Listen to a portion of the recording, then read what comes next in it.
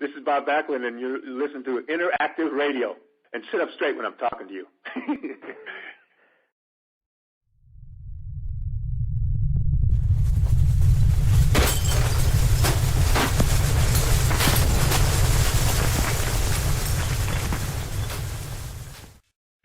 Interactive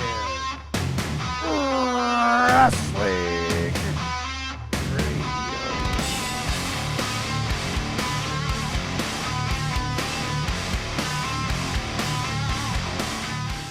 Hello, everybody, and welcome to another edition of Interactive Wrestling Radio right here on WrestlingEpicenter.com and YouTube. Every single time we present a broadcast on our humble show, we tell the guest that it is an honor to have them on. I don't say that to anybody flippantly. Them having the time to spend with our show to promote their product is truthfully an honor for us to bring to you guys, the fans who listen in to our show. Today is no exception. In fact, today the sense of being honored is heightened as we welcome a true wrestling legend to the show, a former WWF champion and a WWE Hall of Famer who has a fantastic new book out titled Backlund, All-American Boy to Wrestling's World Champion. It is a phenomenal read. I want to take this time to say something before we welcome Mr. Backlund to the air. Life is made up of choices. I made my choices just as you've made yours. My choices, I had no idea were quite as similar to the choices made by Mr. Bob Backlund. Mr. Backlund discusses in this book and in our interview about choices that he had made in junior high school that nearly led him down the wrong path, and the choices that were continually presented to him and how he had to continually make those correct choices to end up who he is today, the subject of today's interview and the subject of this fantastic book. I have my own story. My story will be written one day. Mr. Backlund's story is written now. And if you want an inspirational story about a gentleman who did things the right way, the hard way, really that's the only way, is the hard way. This is a book that you should read. Even if his greatest run was prior to your wrestling watching, you surely saw his fantastic run in the 90s, and you surely know and respect the reputation that he maintains to this day as a WWE Hall of Famer. This book is told with true honesty, and I believe that you could learn from it. And if you're like me and are married and have a child of your own, that child could learn from it. Like I said, life is full of choices, and I, for one, am glad Mr. Bob Backlund made the right ones. This is a tremendous interview. I hope you enjoy it. I thank Mr. Backlund for joining us, and I thank you again for tuning into our humble show, and we hope that you'll continue to do so. Enjoy the interview, and thank you for tuning in.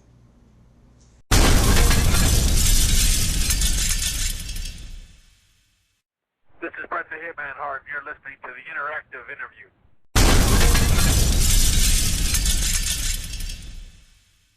This is Bruno Sammartino, and you're listening to the Interactive Interview.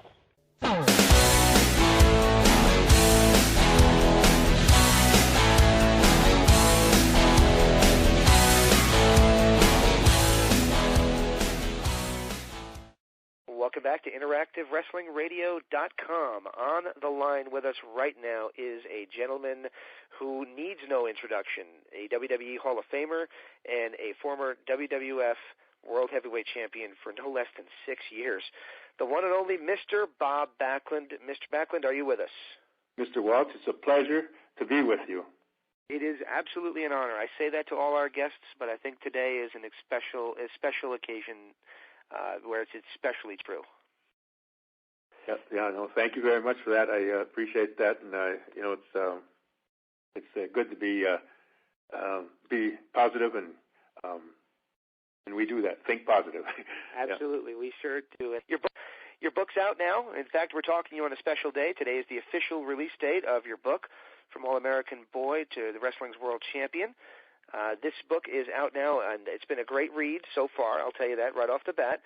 But the first question I have for you is, after all these years, what made you decide to finally put pen to paper? Well, you know what? Nobody knows this, but I tried to write a book in 1985, and there wasn't any wrestling books. It would have been probably the first wrestling book around, and I couldn't get a publishing company to do it. I wanted to tell the story of my life in my words, and there was no avenue, and I was getting older. I've been trying to get a book out for a long, long time. I got to be around 60 years old, and I'm thinking, geez, I'm not going to be able to get a book out there and tell a story in my words. And it was almost a miracle. In 2009, I got a letter from somebody from Manchester, New Hampshire.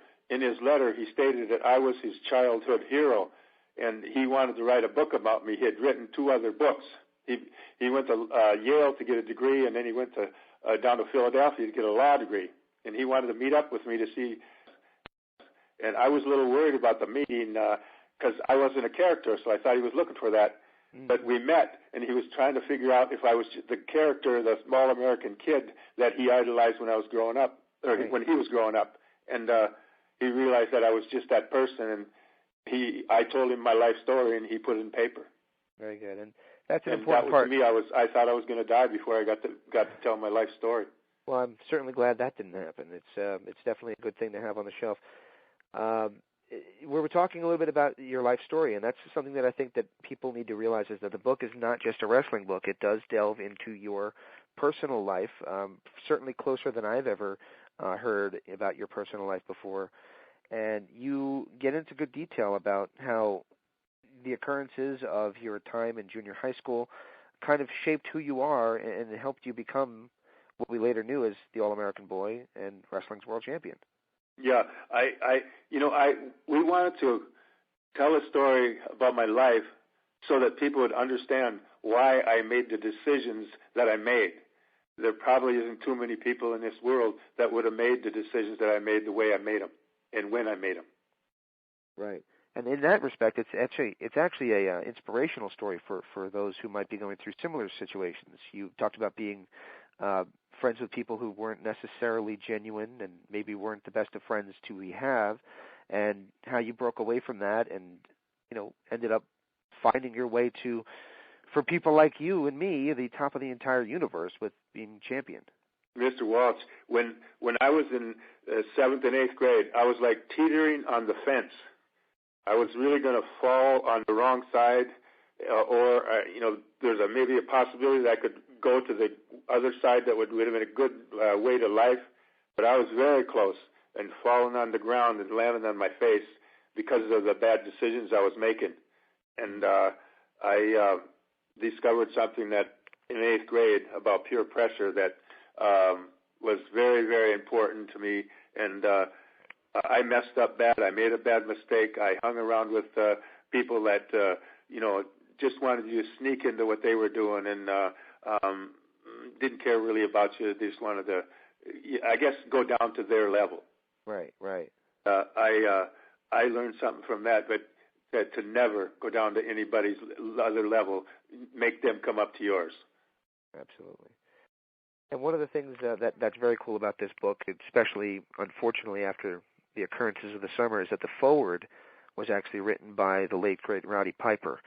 How close were you to Roddy, and how did you end up getting him to write your foreword?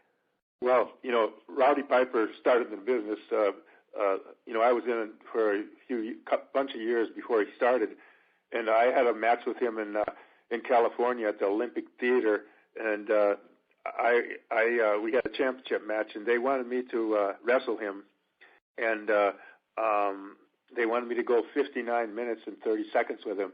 I'd been traveling to Japan, and I wrestled in Madison Square Garden, went over to Japan and wrestled Antonio Inoki for an hour, And then I was coming back from Japan, and I stopped in California and went to the Olympic Theater and wrestled Rowdy Piper for 59 minutes. They were didn't want to ask me because they knew I was in a grind, and I was in the plane for steadily for a long time, and then having matches all over the country. But I said, no, we're going to go the hour and 15 minutes, or hour and 59 seconds, and we'll work as hard as we can. And he really appreciated it, and we interviewed him about a year and a half before the book come out, and I cried 3 times when I read what he said. Oh, wow. In the book. And probably even more so, given the tragedy. Our last broadcast was actually a tribute to Roddy. So, well, you know what happened is I called him about a month and 2 weeks before the book came out, and I explained to him that we were going to use him on the cover. His name was going to be on the cover, and we wanted to know if it was all right. He called me back later and left a message that he said it would be an honor to be on the cover of your book, and then I listened to it, and then the next day I listened to it again, and I deleted it, and within the 2 days he died. Oh man! I'm mad at myself for erasing the message, right. But I never thought that was going to happen to Rowdy Piper. No, nobody ever did. He seemed like he was going to go forever. You never even think about that with him, did you? Oh, he was like a machine. Yeah. Absolutely. Keeps going. Yeah. All right. Well, back on a positive track. We talked a little bit the other day when you called me about how you became world champion, and it's very rare. I can think of only a handful of guys who were really successful amateur wrestlers who seamlessly transitioned into professional wrestling. Yourself being one of them, Kurt Angle, Vern Gagne, obviously, as well as one of the current champions or current big names, Brock Lesnar. So my question is, do you think that your amateur background was a help or a hindrance into pro wrestling, given that they are so drastically different? Well, yes, it helps. The better, in wrestling, you have to have amateur wrestling. You have to have pretty good body control. Mm-hmm. You have to sense when you're off balance and when you're not. And the sooner you do that, the quicker you recuperate and get out of that position and get in a good position again. And wrestling and professional wrestling is completely different in a lot of cases, but still you have to control that guy's body and yours to prevent from hurting him. So it's a benefit to wrestle in amateur wrestling before you start professional wrestling. And you know some moves, you know how to get behind somebody and make it look real smooth. And some people that don't wrestle, they don't know how to get a takedown on somebody or how to show a mark hold where they can say this works. But the wrestling is a asset to a professional wrestler. Mm. And then when they were considering you for being a champion, you're gonna have to protect yourself. And if you can't do that, they're probably not going to make you the champion. That's a good point. They think there's somebody that could knock you off. You're not going to get it. That's a good point. I never even thought about that. Maybe not so much now, but back then, and even to get into business, you had to prove yourself in a sort of a big way to get into business. Right, and you mentioned about the toughness and how a lot of guys would get stretched and see if they came back the next day, and the ones who came back were the ones that were going to probably go all the way. Yep. They were. You push them. You push them to a point where they can't stand it anymore, and then you say, "Come back tomorrow, and we'll do it again." And most people don't show up. Very good. Well, you mentioned to me, like I said on the phone the other day, we only talked for a few moments, but you said some very intriguing things, and one of them was that when you were given the belt, a lot of guys that were there for a while before that were surprised that you were given that chance. I guess my question is, why do you think you were entrusted with the coveted heavyweight championship so quickly into your run in the WWF at the time? Well, timing is everything in life. When I left home in Princeton, Minnesota in 1973, everybody said, don't do it. You're just a kid. You're not Mad Dog. You're not the Butcher. You're not the Hacksaw Jim Duggan. You're just Bob Backlund. You don't have any charisma. You're like a kid, and basically saying like you're an all-American boy. The surprising thing is that in a few short years, Vince McMahon is out there Vince McMahon Sr., I should say, is out there looking for an all-American boy. And I'd been in a bunch of territories and traveling around, and guess who every promoter told Vince, guess whose name he said? Every promoter that he called. Everybody said Backlund. Because there was no other All-American boys in the business. So the timing was right for me. And, he was looking for a person. Bruno wanted to slow down, and he was looking for a person to take his place. The guys that the promoters that I'd wrestled with knew me pretty well. They were real close to me. Whenever they had a problem with anything, they'd come to me and tell me, and we'd talk about it. And everybody really, and I heard that promoters were bad to deal with, but every promoter that I dealt with was very nice to me, and they got me aside and told me exactly what I was going to do and how long I was going to do it. And it was actually pretty much a perfect world, but I was fighting to try to struggle to the top, because when I started out, I was living in the trunk of my car, and I was broke, I was homeless, and the only thing that kept me going was working out every day, because it kept me positive. Wow. You mentioned that a few times in the book, and you do some motivational speaking now. How important is it to keep a positive thinking, even now that you're no longer actively wrestling, but how important is it to keep an active, positive opinion? That if you can't be positive, you might as well stay in bed. That pretty much sums it up. Well, I have a rule that when I get out of bed, I convince myself that I'm going to have a positive mental attitude all day, and I'm never going to capitulate on that. Every day when I wake up, I make sure I'm going to be in the right mindset. Because when you're positive, you go uphill. You're negative, you go down. So stay positive as much as you can, and you're happier. Your system runs better. Everything in your life is better. And we always have ups and downs. You have glitches, but every time you make a mistake, you learn, and that's how you climb the ladder. Very good, very good. Learning from your mistakes. Stay positive as much as you can. And then when you get mad about making a mistake, when you learn from it, now you should be happy. Because that makes you a better person. And when you correct enough mistakes that you make, you're going to be successful sooner or later. That's a good point. Yeah, correct a lot of the mistakes. So if you buy and you make a mistake and you don't fix it, you're just going to stay mediocre your whole life. That's fair. But every time you make a mistake, if you ask somebody what I can do to get better, that's going to make you climb up the ladder. You're going to succeed sooner or later if you keep correcting your mistakes. Absolutely. That's a great. I equate wrestling, because in wrestling, when I was wrestling, but I wasn't doing it. I didn't know about any rules to get successful. That's one of the 17 principles of success. It's number 13. Learn from adversity and defeat. Right. I don't know how, but I started figuring that out. But I started asking my coach what I did wrong every time I lost, and I lost a lot. I got beat up every night. It was I'd cry at home because I lost every match I had on the day. It wasn't good at sports, but when I started learning a little bit, I started getting better, and I could feel it.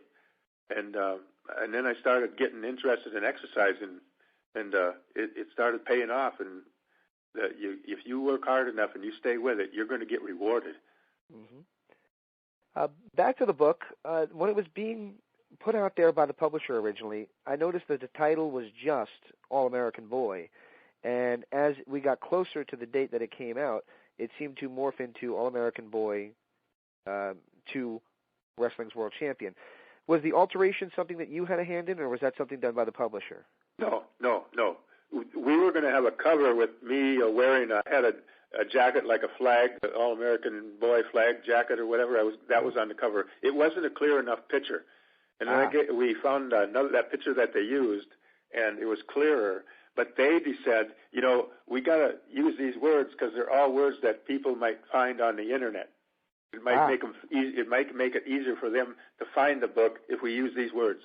Wrestling's World Champion. Oh, okay. That's my name is back. Smart. Yeah, so it was their thing doing that. Yeah, the publishing company. And I think they did a great job with the cover of the book. Oh, that's a great picture. I mean, how they have the belt, The picture on the back is the complete opposite of the picture in the front. The back, one in the back is more me than the front one was. Okay, cool.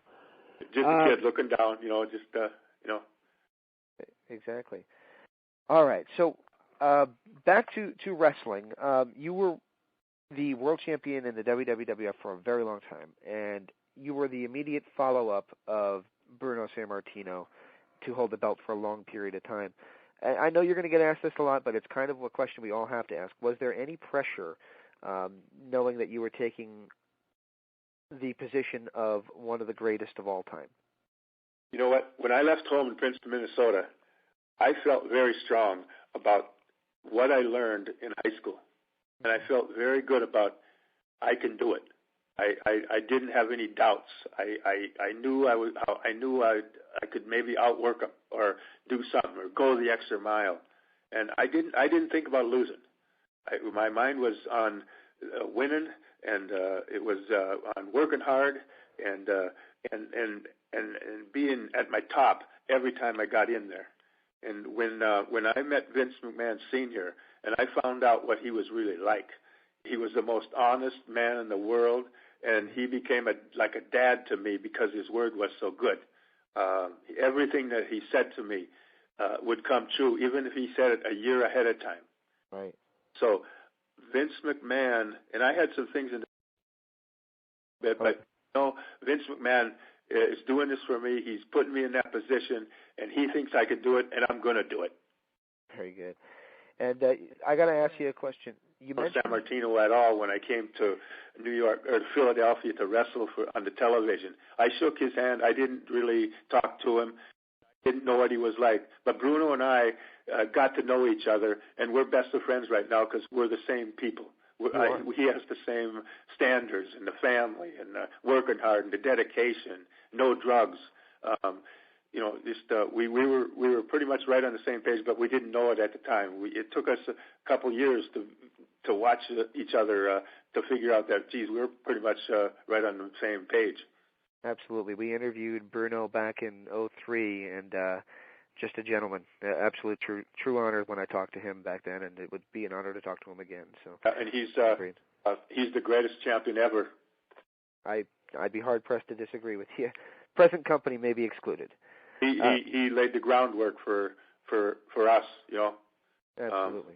He's a great man, and he's I get a little teary-eyed when I talk about him, but he was a number one. Okay, absolutely he was. And you mentioned in another interview that you swore that you were going to win the championship again after you lost it to the Iron Sheik. And I've actually been watching a lot of old footage, stuff that's not that easy to find, and I've seen you cut a lot of promos for a company that was called Pro Wrestling USA, where you discussed in great detail that you were once again going to be world champion. And lo and behold, you did it. But I guess my question is, before we talk about your return, how serious were you about getting back there and getting your championship back in the 80s, especially during the time of when Pro Wrestling USA was starting to take some traction? Yeah, well, you know what? When I say something, I do it. That's right. I don't say one thing, and I don't tell the kids to not do drugs and then go home and do them myself. Right. I walk the walk. When I say something, I mean it. If it comes out of my mouth, like if I tell somebody you should take apple cider vinegar every day, right? I wouldn't say that if I hadn't used apple cider vinegar for at least 10 years. And I've been doing that for like 30 years. But I don't tell you to do something that I haven't probably researched for a long time and found out that it was really good for you. Really? Okay.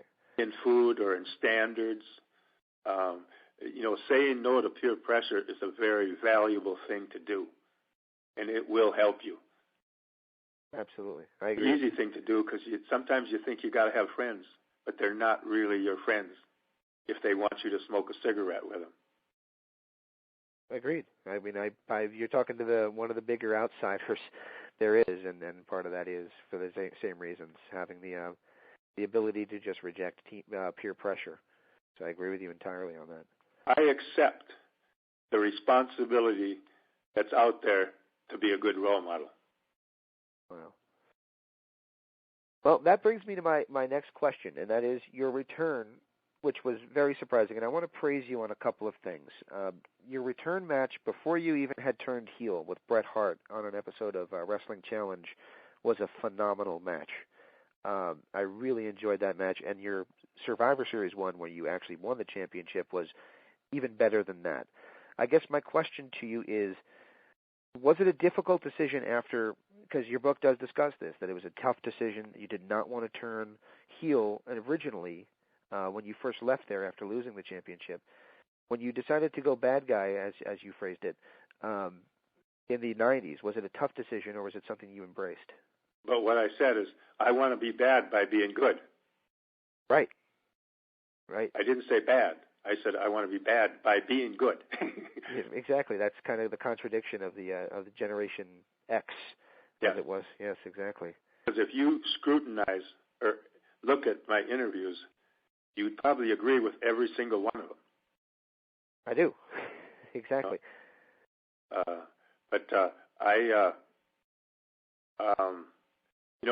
My daughter wasn't 6 years old at that time either. And the young people that I promised that I wouldn't do certain things, that I used to sponsor kids' tournaments and give talks to kids, I promised them that I wouldn't do certain things. They were old enough to understand business. Right. My daughter was old enough to understand business. And when she was 6 years old in 83, to do something like, I wasn't going to do that to her because she was going to get bothered in school badly. Right. It wasn't worth it to take a chance. Like I said, maybe it won't happen. That's not. I wouldn't take that chance and hurt my daughter's life. Wow. Well, that's tremendous. I do want to ask you, do you think that the story, the way you lost the championship, was with the towel being thrown in, to win the belt back the same way, was such a going full circle story told way to win the championship? That was ingenious, I want to say. I thought that was one of the greatest ways for you to win the belt back. It was a mirror. Yeah. All right. So I'm not going to ask you about Kevin Nash, because I know that you've said in previous interviews you were not really in favor of that. But what I'm going to ask you about that others have shied away from a little bit is you have played the borderline crazy character, the staring at the hands, the very intense character for quite so long that some people, and I'll be honest with you, and I mean this with the utmost respect, when they found out you were doing your book, had posted saying, I hope it's not in character. Do you think that some people have failed to realize that quite being as off the wall as sometimes your character got, especially when you were managing guys like the Sultan, is not exactly as you are? You are very much the straight-laced guy that you always portrayed, without the ability to go from 0 to 60 in 4.2. Rob Miller wouldn't have wrote the book if I was on the edge of that other person. He wouldn't have. We wouldn't have a book right now. That's right. I know that, and he knows it. And that when he met with me at the library in Glastonbury, Connecticut, that's what he was looking for. And in my life, I'm typically the All-American boy all the time. That's awesome. Probably something you don't get asked about much, but I'll ask you anyway. Later years of your career, you did a few appearances for TNA Wrestling, and they're going through some struggles right now, but what is your opinion of what you had seen of them down in Orlando? As far as my career, I could have just stayed home. Vince McMahon was the person that wanted Vince McMahon Sr., I should say, wanted the All-American boy to be successful, and I should have just stopped when he passed away, because I probably would have been better off. Why do you say that? Did you? Because the All-American boy walked the walk and didn't play the game. If you don't play the game, you don't fit in. That's right. I had the man behind me. You did. So, the people that were controlling TNA weren't TNA people. They were people that were in the wrestling business. That's and definitely. People respected me, but a lot of them didn't like me. What, backstage there? Yep. Really? I wouldn't bend. Wow. Okay. I wouldn't change my rules. What did they want you to bend on, if you don't mind me asking? Cocaine? Cocaine? Marijuana? Wow. Would you bend? Absolutely not. I'd be dead now. If I didn't have that happen to me in 8th grade, I wouldn't be here. Wow. Because I have the mindset, you got to do the most. I got to do the most push-ups. I got to do the most wheel. I got to do the more step tests than anybody else. Wow. When I couldn't bench press more than everybody else because of the steroids, I quit doing that and I started doing the wheel. That's right. Yeah. But when you're an athlete, you want to do the most, and no matter what it is. That's true. And I know that would have happened if I would have bent my rules. Wow. Well, that's an awesome depiction of the book. And for those who haven't read it yet, and I'll concede that I haven't finished it yet, but I've started. It is a great read and a chance to look at you, and you split it up into 3 different parts. Your wrestling career is definitely the middle part of that, but there's so much more to it than that in your inspirational speaking, which I think people can certainly hear from our conversation here, that you definitely have a story to tell that's not just the wrestler. No, they wanted to write a book about a wrestler, and I wanted to write a book that's a motivation too, because and I said, if we can't do these motivational things, then I don't want to write the book. Right. Motivational things is what can help a young person or a person of any age help if they apply those things throughout the book that they hear about and read about. It can help you. It can help you a lot. And to me, that's important. Absolutely. And this book will absolutely cement your legacy. But another thing that cemented your legacy was being inducted into the WWE Hall of Fame. How important was it for you to be remembered by the largest wrestling company in the world and placed into their Hall of Fame? I was pretty excited. I've had people ask me, what were you on that night? What was I on that night giving that speech? And I said, I don't need to be on anything. I was high on life. I was very excited. Right. Yeah, I didn't. They wanted to write my speech. I said, if you write your speech, it'd be a laughing matter. Wow. But I didn't know what I was going to say 5 minutes before I started talking. Wow, it came out. I thought it came out really good. I enjoyed it. I speak from the heart. Yes, that's probably why I identify with it so much. I got a couple more questions for you, then we'll let you off the phone because I know we spent a little bit longer than we said we would. So I appreciate you staying with me, and I do apologize if I'm holding you back from anything. Along the same lines as the character, people thinking that the character is the person, there was a story that broke a number of months ago that I was uncomfortable posting, and you'll be glad to know that I wouldn't post, that revolved around the funeral of Vern Gagne. Do you have anything to say about the stories that came out about that and what really happened that day? Well, the pastors were done with the funeral, and they left the room, and they left, and they said that they didn't know who was going to talk and that stuff like that, and I was sent there by the WWE. I was going to go there anyway, but the WWE wanted me to go too because I went to some other funerals for people that passed away, and I didn't get to see Greg before the match or before the things to tell him that I'm representing the WWE, and and he was down talking and giving a speech, and he was talking to Vince McMahon. And I stood up and kind of said, I told him in a loud way that I was here representing. And I don't know if he heard me, but I just was telling him that I was here and I was representing the WWE, and they want to send their sympathies for the families and to you and everybody else, that knew Vern. Right. So I was just trying to get a message to them. Absolutely. But, I didn't interrupt the pastors or when they were praying or anything like that. But, I think that's unfortunate that you have wrestling fans that call themselves journalists that believe a character. And you know what? If Vern Gagne would have been there, he would have loved it. I've heard that. In fact, Vern Gagne people said that, yeah. I went to a wrestling tournament that was at the University of Minnesota, and I've known Vern Gagne for a long time, and he wouldn't have minded that at all. I know that for sure. Absolutely. And my final question, it pertains to your book, and it's about where fans can pick it up. And I was going to use Amazon as an example, but I saw on your website, BacklundEnergy.com, that you can actually get an autographed copy from you.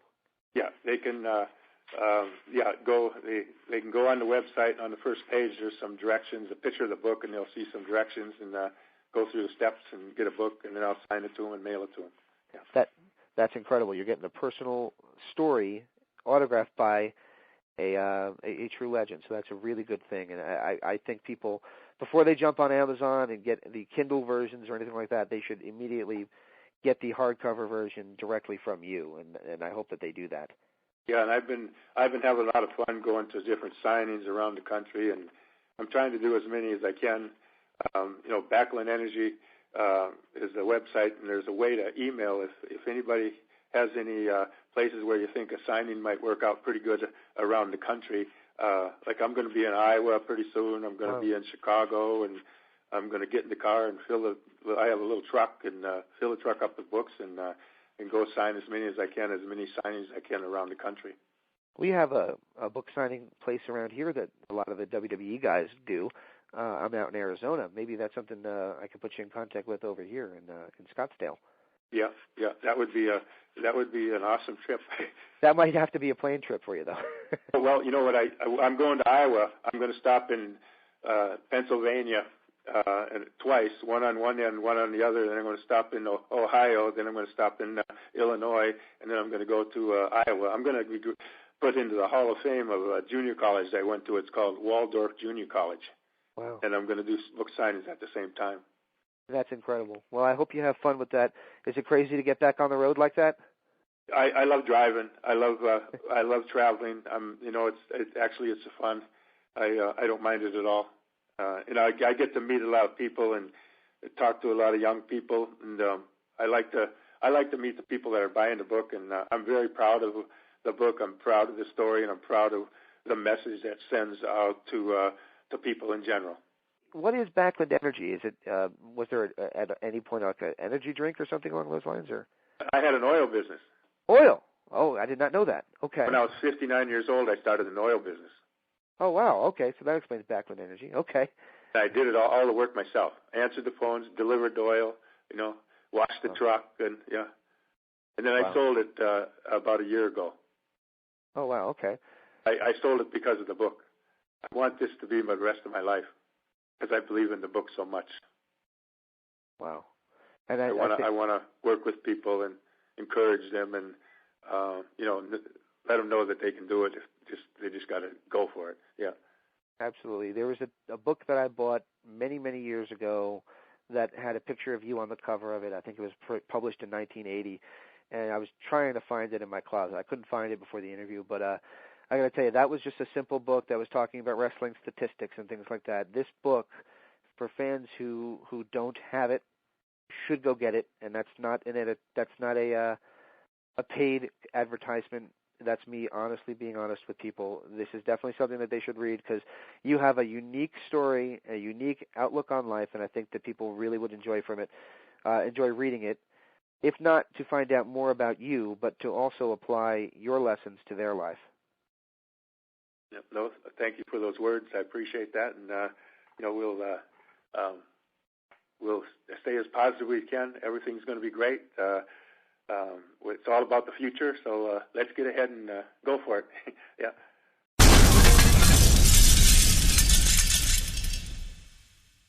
Hi, gang. This is Mean Gene Okerlund from World Wrestling Entertainment, reminding you you're where it's at with the interactive interview right here online.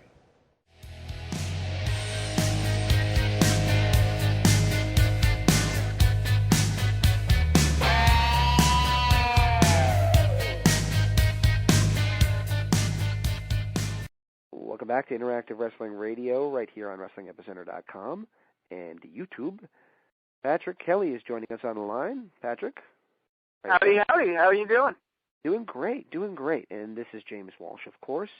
We just finished up with the WWE Hall of Famer, and I got to say, this was a really fun interview for me to do because I was not sure how it would go over. I asked a couple of questions that were pretty poignant, and I never want to step on anybody's toes when I have them on the air, but I felt that they were important to ask, and one of those questions was about Vern Gagne's funeral, which I felt people really blew out of proportion, and I think Bob Backlund effectively put those reports to rest with that answer, so hopefully that does that. I don't want to just talk about the controversial things that we discussed. I just want to make sure and put this over. I've read 2 books in the past month, which for me is about as many as I've read in the past number of years. I don't really read that much, and it's just the truth.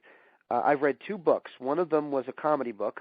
It was Brad Garrett's When the Balls Drop, which is a story about getting older and coping with it and genuinely reaching that stage where you just don't care anymore. It's actually a very funny book, so if anybody wants to read that.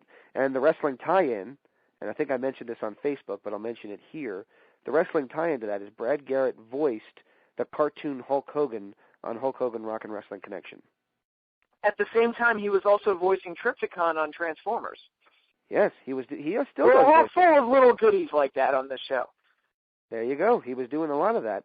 And he didn't consider himself had made it yet. In fact, if you listen to the book, he doesn't really talk about the voiceover work much, at least not as in the early stages. But he didn't really think he made it until he did Raymond. That sounds about right, because I remember seeing him in Seinfeld. He did a couple guest spots. And that was done 2 weeks before he auditioned for Raymond. There you go. I saw him in guest spots prior to Raymond, but he wasn't like a big name or someone that was known. And obviously the voiceover worked. I recognized the name from that. But yeah, it wasn't until he got on Everybody Loves Raymond that he really became kind of a household name. Right, and I got to be honest. You know, those who listen, that I love voice acting and I respect the art form. So I do know a lot of these people's names. A lot of times I was talking to my wife about things like Fairly Odd Parents, and they'd say something along the lines of, "I wonder who does Crocker's voice." Carlos El Zaraca, and she just stops and stares at me like, "What?" Like, I'm sorry, I know these things. I don't know. I don't know why, but these are the things I commit to my memory. The other book that I read was the book that we talked to Bob about, which is his life story, and he said something that was actually very touching. He wants this book to be his life. And what he means by that is he's meant to write this book for 30 years. If you really stop and think about that, that's almost as long as I've been alive. It is as long as you've been alive. Yeah, I just turned 30 this year. Exactly. He's been meaning to write this book, and at the time, because there was no Mick Foley book, there was nothing that was coming out at the time on this level, nobody wanted to publish a wrestling book. At least not an autobiography by a wrestler. So several years of wanting to do this came out in the book, and I think he really took his time with it and did a great job with it when he did put the pen to paper with his ghostwriter, who really delivered a good story. The story, and we talk about it during the interview, but I wanted to mention it here. It's a lot about the things that we've discussed, about choices that you ultimately make growing up, and it's touching. It is touching, the way he talks about going down the wrong path and then finding the right path, and that's why he is so straight-laced, is because he really was going down that wrong path, and he found the right path, and he never wants to get off that right path again. And I think people will be a little bit surprised. Which is funny, because you don't see that much in wrestling. Normally wrestling, unfortunately, that's kind of the lifestyle you associate with the wrong path, and it seems like Bob, and again, I haven't read the book, and I haven't listened to the interview yet. I look forward to it. You've been hyping it up to me off the air, and I'm really excited to listen to this thing. But it sounds like Bob was able to use wrestling in a way to helped keep himself straight-laced in a way. Am I right in saying that? I don't know if it was kept him straight-laced, but I know that he avoided the temptations, and that was something that I think he views very important to him, and I think I would as well. One of my favorite musicians is Alice Cooper. Thanks, by the way, to Will Barber, who got me an autograph of his recently. And he met, but Alice Cooper's story, he was a raging alcoholic. He was down the wrong path. Back in those days, they didn't have Betty Ford clinics, so if you were a raging alcoholic, you got put in a mental institution to cure you, and that's where Alice Cooper was, and that's the truth. And you know what Alice Cooper's been like for the past 30 years on the road? What? He does his show, he goes back to his hotel room, and he either reads a book or he watches a horror movie in the hotel room. He says he's the most boring rock star alive because he doesn't drink, he doesn't party, he doesn't do all this other stuff. He just is a straight-laced guy. It is possible in all these environments to be straight-laced, but you have to want it. And something that Bob said to me off air, and I hope I'm not stepping on toes for saying it, but I thought it was really cool, was I enjoy talking to the fans more than the boys. And it kind of took me by surprise. I said, what do you mean? He said, I don't fit in with the boys. I fit in with the fans. And this was off air we were talking, and I was like, and I've talked to him since the interview, by the way, which is a rarity. Usually the interview is one and done. He called me up the other day, in fact, earlier today, and asked me if I can get the word out about his Facebook page, which I really appreciate. So if Bob Backlund's listening out there, and I say this at the intro to this show, I really do thank him for the interview. I think that the classic wrestling fan will enjoy this, and I'm hoping that the younger wrestling fan is intelligent enough to really soak up the knowledge that is expressed here. Right, and Bob, I was a big fan of Bob Backlund when I was a kid. And I know that sounds weird because when I first saw him, he had just come back to the WWF in the early 90s. So we're talking 92, 93 here. But I put it over all the time. But his heel turn in that angle with Bret Hart, I think is one of the all-time great heel turns. And that match they had at Survivor Series is still to this day one of my favorites. I mean, that thing has everything. It's got great wrestling. It's got great action. It's got great drama. It's emotion and everything. It's just a beautiful match. It doesn't get brought up a whole lot, but it is a beautiful match, and the ending of it is beautiful too. Fantastic. Because it's a mirror image of what happened to Bob Backlund. So it's kind of like really going full circle with that story. So not only did the match tell a story, but the outcome told a story as well. Oh, yeah, and that's one of the reasons I bought Bob's heel turn so well, is that when they explained how he lost the title and all the circumstances involved in that when he snapped, I bought it. Like, they didn't, and if they were doing this today, they would over-explain it, or they would overdo it, or they'd find some way to make it not work, but I don't know, there was enough subtlety there, and just, they brought the young fans like myself up to speed on what happened, and I don't know, it all made sense to me, and it all clicked. And for the people that always accuse Bob Backlund of not, quote, not having charisma or anything like that, go watch his stuff from that angle, and he'll prove you wrong. Right. He played the babyface character, which, in my opinion, worked for the time. I mean, if you really think about it, did Bruno do much different in terms of charismatic actions? I mean, we're not talking the Hulk Hogan cupping of the ear or the ripping of his shirt off. Bob Backlund was a wrestler's wrestler, the all-American boy, and it really worked in the late 70s and early 80s. And when he did the heel thing, I mean, I'll tell you the truth, this was about 2 years ago. Nicky was, he's taller than me now, Nicky, but at the time he was as tall as I was, and he was goofing off with Caroline, and he did something to me that, like, flipped me off. It flipped, not the finger gesture, but, like, knocked me over. And I kind of sat in the corner, and I started looking at my hands goofily, and I went over to him, and I did cross-face chicken wing. I pulled him on off his feet with a cross-face chicken wing, which is probably, a felony in some states. But obviously I didn't hurt him, but I did it, and I was kind of laughing myself silly, thinking, that was really cool. For whatever reason, when I looked at my hands, because I think I was checking myself to see if I got knocked goofy, I just felt myself like channeling that Bob Backlund character, and it was priceless. I mean, it was well done. And to this day, you could stare at your hand. If you do that near a wrestling fan, they're going to know what you're referencing. Or the cross-face chicken wing is forever referenced and ingrained in that character. Right, and you know, it's funny because I see the sharpshooter, the scorpion deathlock, whatever you want to call it. I see that get used a lot. Surprisingly, I see the crippler crossface get used a lot. You would think I get that uncomfortable feeling with that. By the way, I don't really like seeing that. Yeah, it's.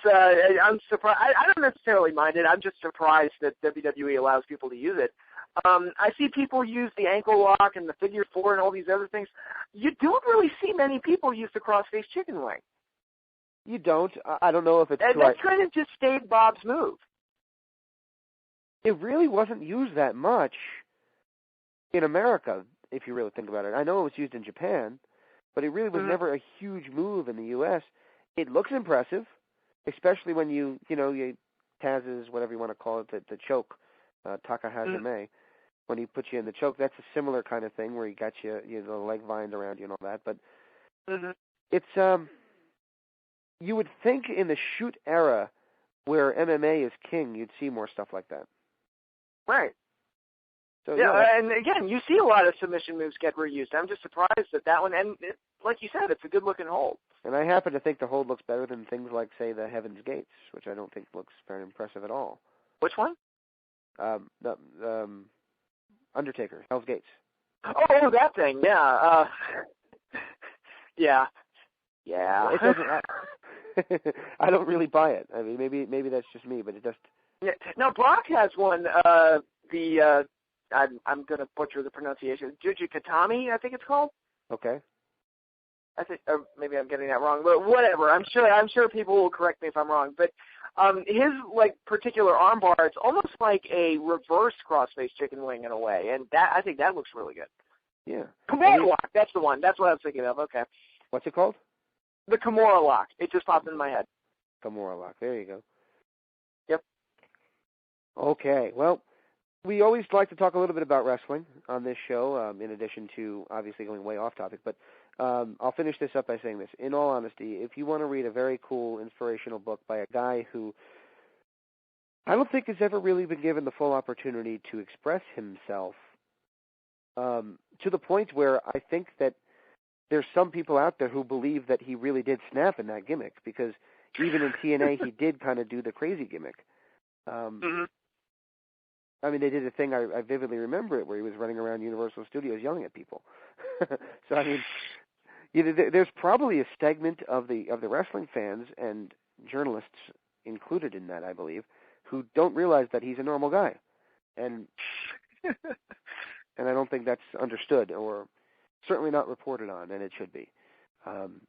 Genuinely, every now and again you do an interview with somebody that you really like, and this was one that I really enjoyed. I'll say that. And it's up there with, for those who have been longtime fans of the site, it's up there with my experience with Larry Zbyszko, where I did a really good interview with Larry, and he called me about a month later and said, "Hey, I just wanted to say thank you again. I really enjoyed that." And that's exactly how he said it, too, because I can channel him, too. We all love Larry. Exactly. So it's a very cool feeling, and it doesn't happen often where you actually do an interview where the guy actually seems to really have enjoyed himself. So thank you again. Now, we were talking a little bit off air, and you said that Raw felt like Nitro this week. Yeah, it's basically, and I've been feeling this way for years now, but it's becoming, I guess because Sting was in the main event of this particular episode, it just felt more prominent, but I don't know, I feel like the side that won the war by doing everything opposite of what Nitro was doing has ultimately become dying days, and I should preface this by saying, when I say it's become Monday Nitro, I'm talking like 1999, 2000 Nitro, where the show was just virtually unwatchable.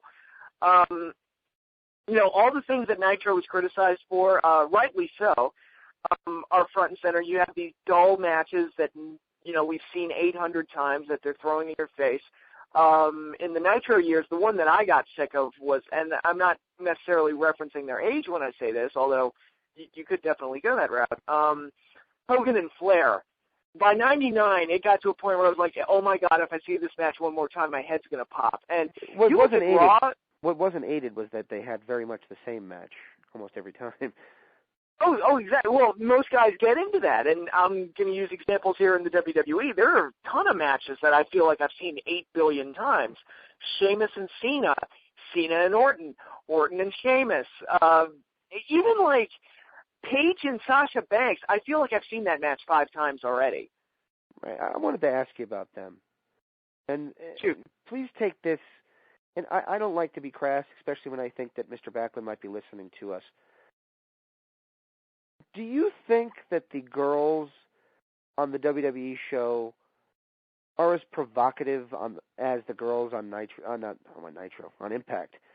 Do you think that they're? I mean, it seems like Impact always has the camera right, at the right spot, whereas Raw seems to protect the girls a little bit more. There's not as much. Well, one show's PG. That's the difference.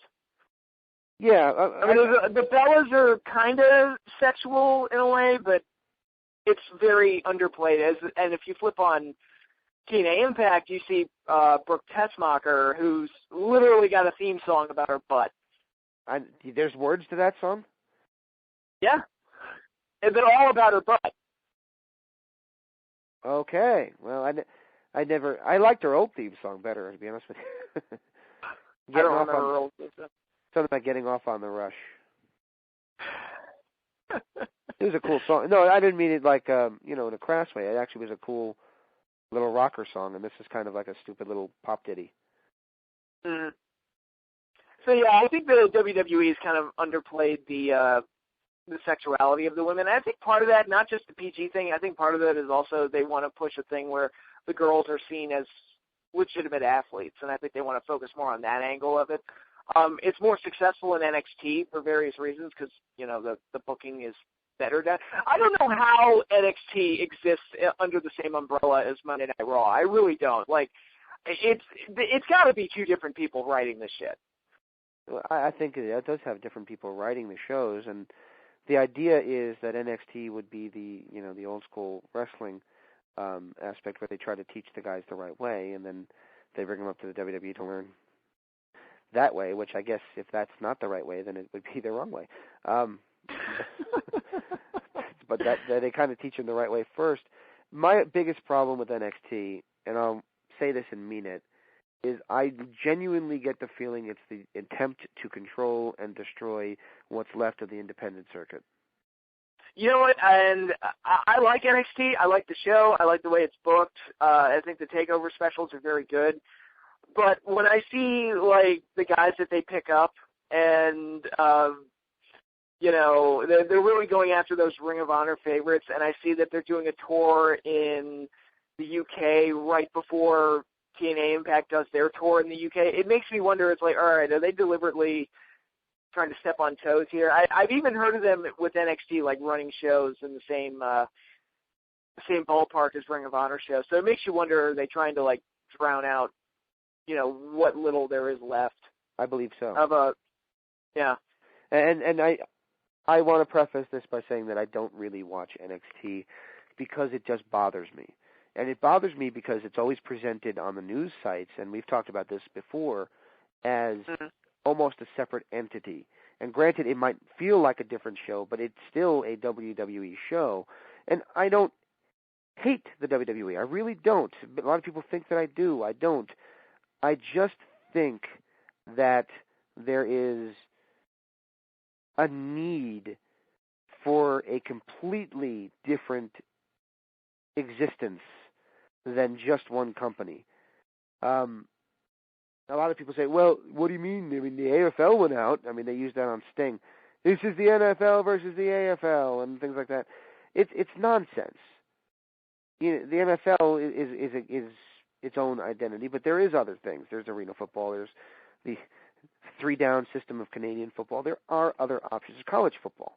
So you do, as much as they make that argument, oh, well, the NFL is king, yes, but I think you could probably argue that college might be almost as popular. Oh, yeah. Oh, if you go out in the Midwest, there's a lot. Oh, yeah. What was that? That was the operator. No, there's a lot. I mean, there's a big college environment. I used to live not too far from you in the Northeast. I guess, do you consider yourself Northeast or kind of Central East? See, Maryland is seen as South, so we're more like, I see Maryland as more just Mid-East, if that makes any sense. I don't see myself as Northern or Southern. I'm just kind of like, we're the Mason-Dixon line, so right in the middle. There you go. I wasn't sure how you'd kind of be expressed or be viewed as. But no, I lived there, and I know that, we had Rutgers, which was, the New Jersey team, but realistically, college was nowhere near as popular as pro where I grew up. And out here in Arizona, the Cardinals, when I moved out here, were playing in Sun Devil Stadium.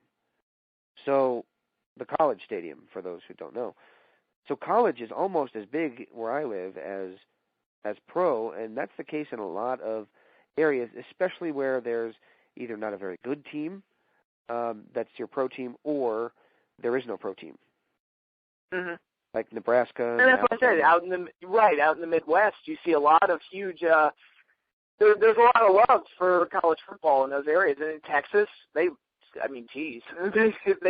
just love football in general. So they'll take anybody. It's weird. I think I would love people in Texas, except I don't like the Cowboys. That's about it. I mean, we could talk. I talk to people all the time from the old Dallas territory, and I say things, and we talk about football until they start praising the Cowboys, and it's like, okay, I'll back away now. I'll be polite now. But how did we get off on this tangent? Anyway, what I was saying was NXT. I feel is an attempt by WWE to stomp out what's left of their resistance from the independent circuit and from TNA and from ROH and I think you can argue Paragon and any other companies that are going, Lucha Underground included, that are solidly functioning right now. I feel like it's their attempt at, all right, we got the main show, which is drawing ridiculous numbers, and now we're going to have a little crummy show that does the more of an independent style. It's still going to be under our banner, but we're going to go and we're going to stomp those other guys out. And it's like, because they're going to want to come to us because it counts as a WWE contract, so obviously your transition from ROH to main roster WWE is not as easy as NXT to WWE main roster. Mm-hmm. I really do feel that way, and that's why even though everybody tells me I would love the shows, I just can't get on board. I think another part of it, and I want to go back to my Raw Nitro thing in a minute. But, sorry. We really got off on one there. But I also think Triple H has a lot of influence over NXT, and I think it's kind of his pet project to show that, hey, when Vince is no longer in the picture, I can write this stuff, and I can write good shows. And to be honest, I just got done right before you called. I just got done watching the last episode of NXT, and it was really good. So, yeah, I mean, they're doing good stuff over there. It's just, I just really like the show. I mean, that's my basic point. Yeah. I've seen some of the shows. I admit, though, I don't watch it that much because I just don't like the feeling of allowing the the secondary show to be still owned by WWE. It just doesn't. It doesn't gel with me. It bothers me. I think that comes from my school of thought, though. I really got off on the alternatives, the WCWs, the ECWs, all that other stuff that was out there, the GWF, the non-WWE products, the UWF, Herb Abrams. Granted, not great shows, some of them anyway. UWF wasn't that great, but it was still wrestling. But it was something else. It was a different perspective on the same medium, and I enjoyed that. And I think that's necessary, and I think that we'd be in a very scary place if, because I get the feeling that WWE is getting involved with the Evolve, so I think they're going to try and do something with them, and if you start doing that, then you're going to start seeing a lot of those guys appear on, guess where, NXT, and then, lo and behold, we won't have any Evolve shows anymore. And I don't know, it just seems to me that it's a very crafty attempt to block out resistance. And let's assume that you're right and say that is the goal to ultimately kind of, bring down everybody that's left. That's really going to hurt them because, as it turns out, Ring of Honor has been a pretty good farm system for them. and unofficially, but I mean, the future stars have really come out of Ring of Honor. You look at CM Punk, and you look at Kevin Owens right now on the main roster, and you look at, I guess he wasn't really a Ring of Honor mainstay, but he came from New Japan, Finn Balor. Right. Sami Zayn, he was El Generico, just various guys like that. I mean, Ring of Honor has actually turned out to be a pretty good high standard of developing great talent. So, I mean, if you're putting a plan in place to make them go away, you're going to hurt yourself in the long run because, you know, where this talent's going to come from next. Well, agreed. And I want to say that Ring of Honor is doing really well. For the first time in my life, I think I'm willing to admit that they're bigger than TNA. Because they're doing a pay-per-view this weekend. They've been touring every weekend, it seems.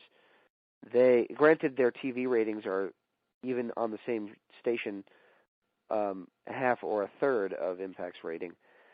I'd rather be a ROH employee because I'd actually get to work. Exactly. Because TNA just, I mean, they're doing some shows this weekend, but these are the first shows that they've done since mid-July. So it's really scary. That's when they did the Impact tapings, was like the 18th and 19th of July. So what shows are they doing this weekend? They're doing some house shows. They're doing a house show loop. They really want to do house shows again? Okay. Well, I saw some of those crowds. I don't think they're doing them in ballparks. I think they're doing them in safe environments that you're going to draw because wrestling just draws there, like you know, Pennsylvania. Okay. It just draws. I mean, I can't. Bound for Glory's coming up in a couple of weeks, and I have absolutely no idea what that card is going to look like. Well, I don't either. It just feels like that show has no direction. Is that just me, or? Well, they are building week to week on the impacts. And we'll go back to your Nitro point in just a minute and then wrap up. They've been building their show week to week with Impact, with like the Global Force Wrestling versus TNA story, which etiquette would dictate would be blown off at their big pay-per-view. But they did that yesterday on Impact. So it's like, all right, so that feud's done, and apparently GFW is going to not be there anymore. So, yeah, half the guys you've been using in your shows are not going to be there. So what's going to happen at Bound for Glory? I don't know. Good question. I just thought it was hilarious that the big hero of the whole thing was Bram, and he's been suspended. Yeah, it's like, here comes Bram. Oh, I guess if he's not going to beat up some women, he'll be all right. Man, I'm sorry, and I know. Oh gosh, man, that's horrible. But you gotta. They wrote off the entire Beatdown clan and all that. Granted, because of legal reasons, but I guess there was no way around it because you don't want to push this guy. For those who don't know, since our last show, Bram's been arrested for wrongful imprisonment, which basically means holding somebody hostage, and battery of his girlfriend. Now, he's still married, technically, to Charlotte, Ric Flair's daughter. But I didn't know they were married. That's interesting. No, they're married, yeah. He's married to Ric Flair's daughter. They're getting divorced, but that was not who he beat up. I'll preface it by saying that.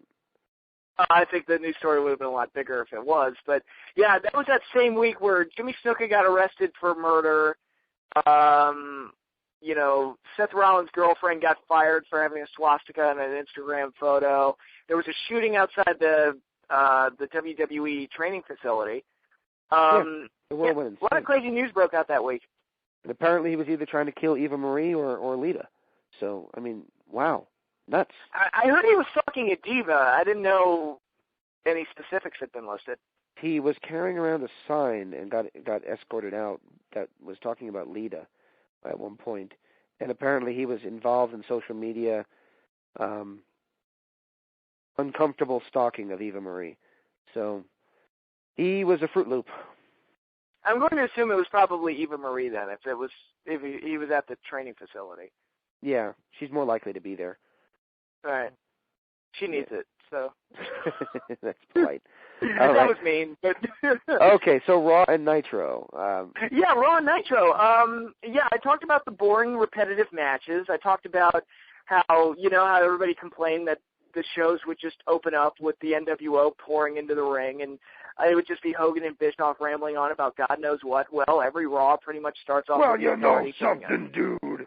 I'm gonna say farting thunder and pissing lightning. It's like, what? What did I miss? Okay. Exactly. And now you have the Authority coming into the ring and spouting off about God knows what, and basically just trying to sell us on the damn show. And so there's cheapy. that. It's cheapy, but it works.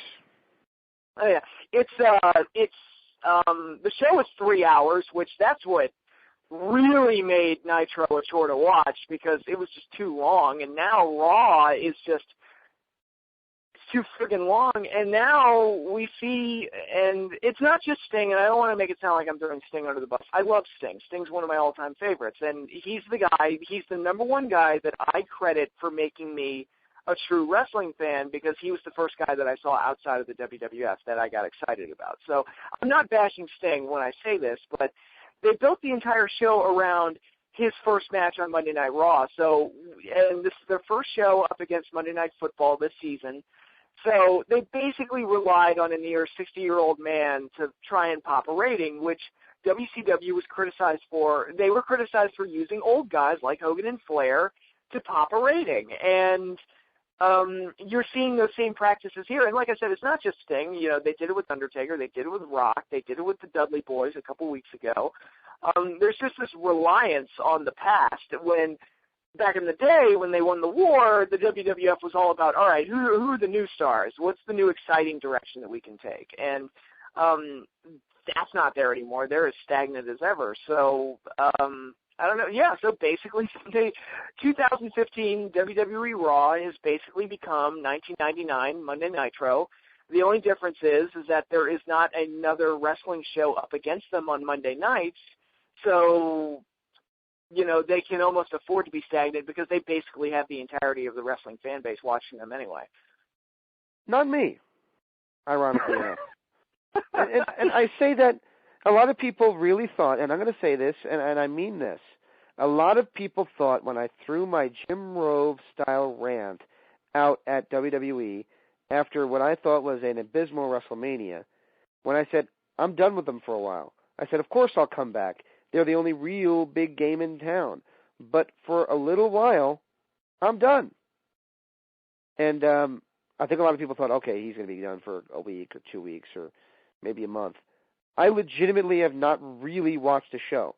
I flipped it on Monday night for a few minutes, and it was on the Divas match, and it kind of really didn't do anything for me.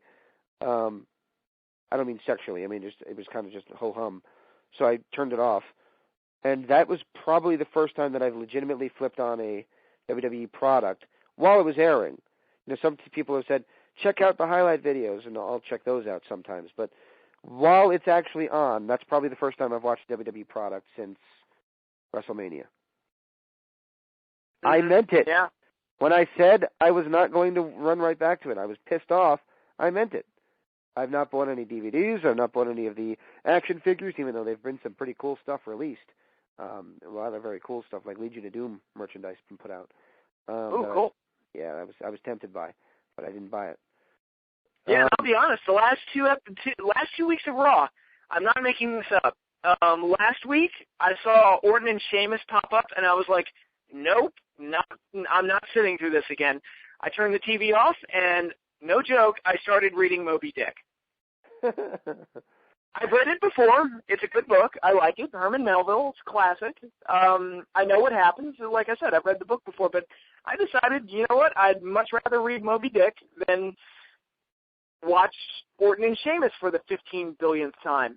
And then this week, the main event of the show was, and I've been spending most of my time on Monday Night Football anyway for this particular The first game week. was awesome. The second game was I didn't see the second game, but the first game was great. Yeah, I really enjoyed it. It was a defensive struggle, and that could be really exciting, but I don't think this was really like a real true defensive struggle, the 49ers against the Vikings. I think it was just that the offenses were that bad. It's probably true.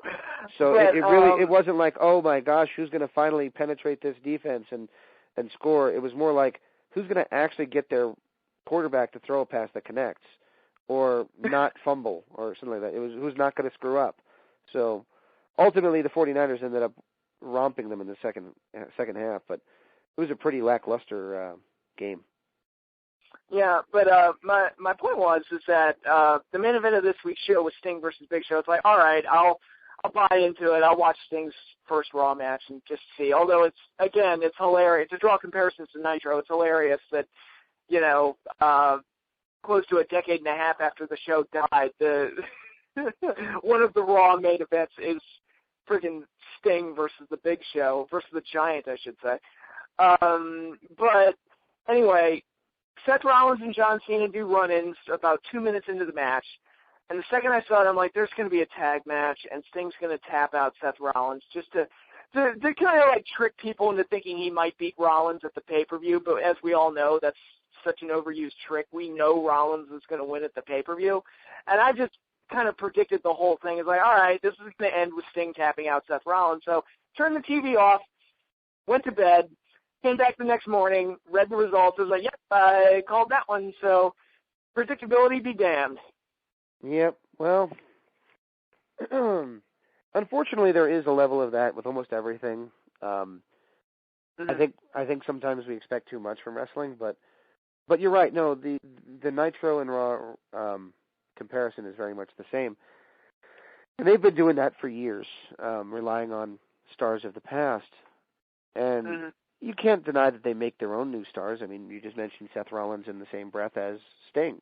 I mean, they're enough. Yeah, but the problem with Seth, and this isn't Seth's fault, they're constantly like making him look like crap, and constantly like there's an entire episode of Raw centered around, oh well, you're not as good as Triple H, the guy who never wrestles. So, I mean, they constantly tell us that the old guys are better, and then they wonder why some of these new guys can't get over. Well, it's no secret that my favorite generation of wrestling is, the older guys. That's what I grew up with, and I think to some extent you're going to have that with almost everything. Lawrence Taylor is still a god to me, even if he is troubled, let's say. The guys that you grew up with, you're going to, idolize forever. Same in music. There might be a great new rock band out there, but I listen to it and I'm like, that's not the rock and roll I grew up with. So that's going to be kind of the way I view it. To some extent, you're going to have that. And as the wrestling fans get older, they're going to hold on to their childhood heroes a little bit more. Whereas, I guess you can argue, and I'm going to praise WWE for this. Hold on to your hats. I'm going to praise WWE, guys. Kudos to Cena and Sting. There was a little girl in the crowd, bald head, just found out that day that she had finally beaten the cancer. All the chemo and stuff had worked. And John Cena, after Raw, whole live crowd there, got the crowd to cheer for her. And then they stepped down to the ring, and Cena gave her, I think he gave her his wristbands. And Sting, and this is kind of funny actually, he gave the dad and the daughter the belt, because she was being held by her dad at the time. The bat. And he said, this is the same bat I just hit Giant with. But no, you were telling me that story. I didn't hear about that, but yeah, that's very cool actually that they do that. And I'll never say that my criticisms of the character and how the show's written. And again, I mean, if I ever come off as harsh on John Cena, I keep in mind that a lot of it has to do with how he's written and presented. And I've often defended Cena in this way where I'm like, a lot of the issues with him are probably not his fault. It's mostly just the writing and the presentation. I didn't see the movie, but I heard Trainwreck, Cena had a small role in that, and apparently he was hysterical. Intentionally. No, I didn't see it. I didn't see that. I didn't even know what it is. Anyway, with back to Cena, though, quickly, he is a talented guy. He's not my type of wrestler, but he's still a talented guy. My biggest problem with him was always that I guess it's kind of like Hogan in WCW in 95, where it's kind of like, all right, we've seen this act already. Let's have something different from this guy. And we've been saying that same thing about him for 7 or 8 years now. So that's kind of the problem, where it's just kind of like, all right, we get it. You're a good guy. You do the right thing, and you're ultimately you beat the monster. Oh, every time they build up a monster, I'm like, all right, when's he fighting Cena? Well, I mean, that's the old school mentality, and it works to some extent. Well, it comes to a point where you kind of get, and you mentioned Hogan. It's like, all right, it worked the first few times, but once you get into, he's working with the Shark and Zeke Gangsta in the Dungeon of Doom, it's like, no, just stop. Seriously, no. Who's that other guy, Loch Ness? Loch Ness. He was, believe it or not, he was a big star in England. Unfortunately, we got to see him at near 50 in WCW. But he was Giant Haystacks was his name in England, and I wonder who he was based off of. Yeah, he was a prior generation. Haystacks Calhoun. Yeah, does he predate? I'm trying to figure out who ripped off who. Does he predate Haystacks Calhoun? No, I don't think Moses predates. I'm just joking. Haystacks Calhoun predates him by a good probably 20 years. But okay. But he was the largest wrestler in England. And it was a previous generation. So the big guy could be like the King Kong Bundy, the guy who's going to be big and lumbering and just do the big splash and stuff like that. Whereas nowadays, I think we expect way too much. Vader kind of opened the door to, okay, they all got to do backflips and, crazy athletics and stuff like that. So. Well, I think part of the problem, and actually there's a guy on Raw now, he's the newest member of the Wyatt family, and that's Braun Strowman. So far, they've pretty much just booked him as a straight big guy. He doesn't do anything fancy. He just pretty much murders people. Like, he will take guys like Dean Ambrose and even Roman Reigns, who, we all thought was going to be kind of the heir apparent to John Cena, and he just completely ragdolls them and just throws them around. And sure enough, you're going to get to a point where somebody, the internet's going to be crying that, oh, he sucks, he can't do anything, blah, blah, blah. But so far, I feel like they've done a pretty good job of keeping that monster image intact, and I think that's a problem that a lot of the big guys run into, is that when you see Kane and Big Show and Mark Henry and those guys get beaten 450 times, I'll even throw Great Khali in there. Yeah, I was just about to throw him in there. Yeah, exactly. Yeah, when you see them get beat all the time and, the monster image is destroyed, well, then that big lumbering stuff isn't going to work because you don't view them as dangerous. That's right. And that's part of the thing with Andre, was granted Andre really never lost, except, in his later days when he passed the torch to Hogan. Andre didn't stick around in one place for all that time, though, either. So you didn't see him every week, so you didn't get bored with him. Nowadays, they don't seem to want to let anybody have, all right, you're there 1 week, but not there for 3 weeks, and then you come back and do something. If you're not there for 1 week, people are writing on the internet that you've been released. So you got to be there every week. Which you think, it's really weird. It's like, the big stars are on the show every week, and the less important guys may or may not be on the show. You would think it'd be the other way around. You would think that they would want the bigger guys, the bigger stars, to feel more special so that you get excited for them when they're on TV, and you would think that the less important guys would be on TV all the time to work with those guys and give them a win and make them look good. Part of the reason you might not ever see a Bob Backlund DVD set come out is because most of the matches that he did were arena matches. Once he was established as the world champion didn't do TV. The TV was to promote the live events. Right. So, this predates pay-per-view, so you paid this, the way they made their money was from ticket sales. So a lot of that stuff wasn't recorded. So there you go. Absolutely. Yeah, and that's true of Bruno, too. That's right. So they did a pretty decent set for him, I'll say. I never actually saw their set for him, but it'd be interesting to look at that. But, yeah, and that's part of the problem, going back to what I said about, or what you said about Andre not being there every week. That's part of the problem with having a 3-hour show every week, and it's also the unfortunate residual side effect of the Monday Night Wars period where, WWF and WCW were just trying to throw everything out there to try and put on the most amazing show possible, and it was exciting for about 3 or 4 years, but then after a while, you started to see the burnout. WCW obviously faded away and got purchased, and then you have WWF, which became stale and stagnant. Well, and yeah, I mean, it's like, what is it, the Incredibles or the Elmo Christmas movie where they say that every day can't be Christmas because then it wouldn't be special? Well, if every Monday night you're getting a show equally as good as the pay-per-views, then all of a sudden nothing seems that special. And again, to praise NXT for their booking, they just did their last takeover special a few weeks ago. And on that show, Bayley won the NXT Women's title, and it was treated like a big deal. They, the match they had was amazing, and they stole the show pretty much. And her title change was treated like a big deal. This past episode of NXT, the first time she's been on TV since she won the belt. So it felt like a big deal that she was there. So it's that simple old-school booking that seems to work better. Right. Absolutely. And it seems like nowadays if you have a show that's a secondary show, like a Superstars, which I know doesn't even air on TV, if it does, I don't know where, and Main Event, these other secondary shows, if they don't have a main eventer on it, people don't want to watch it. But back in the day, we'd watch Superstars and Wrestling Challenge, which really didn't have big stars on it, just because it was wrestling, so we'd watch it. So there just doesn't seem to be these, and WCW had Pro and Saturday Night, and I'm trying to think of other names. I used to love Saturday Night. That was one of my big ones. Actually, Saturday, when I was really young, Saturday was kind of wrestling day for me because I'd get up in the morning, I'd watch Superstars, and I would watch the Saturday morning cartoons, then I would watch Superstars, and then later that night I would watch WCW Saturday Night.